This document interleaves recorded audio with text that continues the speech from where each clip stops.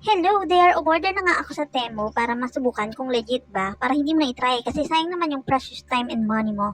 Ito nga pala order ko worth 574 pesos only for 6 items. Ipapakita ko nga isa-isa yung mga quality ng mga items na nakuha ko para alam nyo din kung worth it ba yung 574 pesos. Nag-join nga din pala ako ng Temu group sa Facebook and ang dami talaga naghihintay doon kung legit ba talaga yung mga items sa Temu at saka bakit ang mura niya, and pag new user ka, sobrang laki talaga ng discount. Dito din, sobrang laki ng discount na nakuha ko, like umaabot ng 90% yung discount. So makikita natin mamaya kung worth it ba talaga siya every items.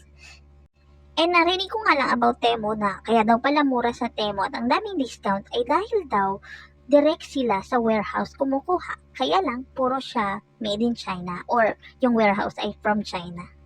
So, simulan na nga natin sa first item natin ay itong lipstick na ito. So, worth 67 pesos. That's the expectation and ito naman yung reality. Tcharan! Ayan o, wala pa akong ligo. So, ayan, papahid natin dito. Itatry natin kung talagang maganda siya or kung ano yung quality niya. For the smell naman, wala naman siyang amoy. Tapos, nung nilagay ko siya, ay pak! Ang ganda! Ang ganda ko. So, next item naman tong relo na mukhang couple watch nga siya, 163 lang. Ito yung reality niya. And nagulat ako, ang ganda.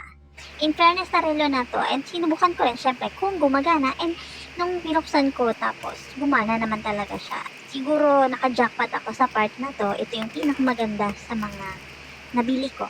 Ang tanong na lang dito ay kung kailan siya tatagal. Sana tumagal siya kasi ang cute-cute niya.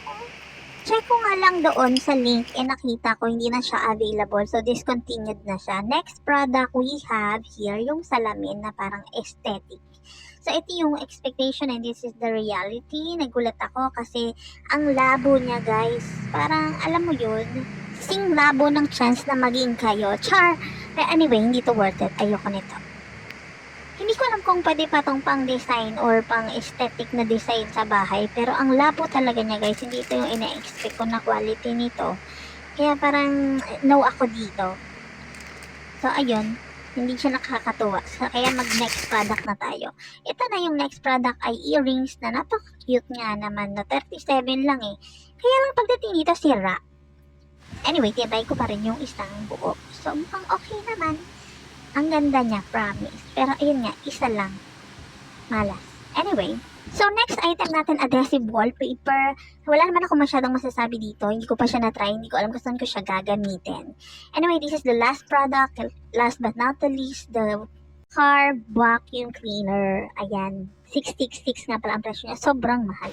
So, noong una, masaya pa ako kasi parang ang ganda. Although, yung quality niya ay plastic and medyo magaan. So, I know, from China.